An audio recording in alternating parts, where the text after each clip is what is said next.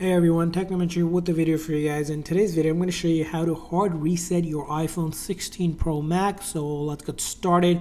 So in order to hard reset it, first thing you're going to do is locate your volume up and volume down button, and then this big side button. So you need to follow the sequence of steps, which is quickly press and release the volume up, and then quickly press and release the volume down, and then finally hold on to the side button until the screen goes completely black and the Apple logo appear. During this time, you do not want to touch the screen or accidentally click anything. So in order to do that, it's going to be volume up, volume down quickly, and then I hold on to the side button and I try to avoid touching the screen. It's going to say slide to power off, but do not need to touch that either.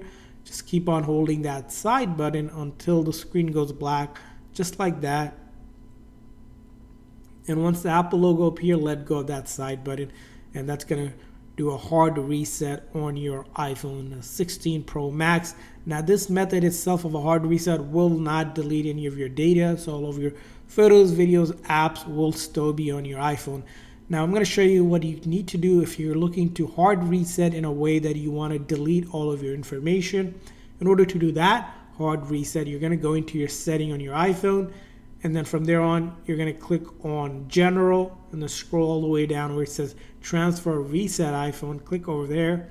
And then you're going to want to do this Erase All Content and Setting. When you do that, that's going to erase your iPhone, basically another form of hard reset. If you want to completely remove anything, if you're going to be trading in, selling, or giving away your iPhone, this is the step that you want to follow. This will basically delete everything once you click on that erase iPhone, and this cannot be undone. So before you even do this, I would recommend is doing a backup through iCloud or on your computer on iTunes so that you can restore if you want your data to be saved. But that's going to be the way to do the hard reset if you're looking to delete and remove all of your data.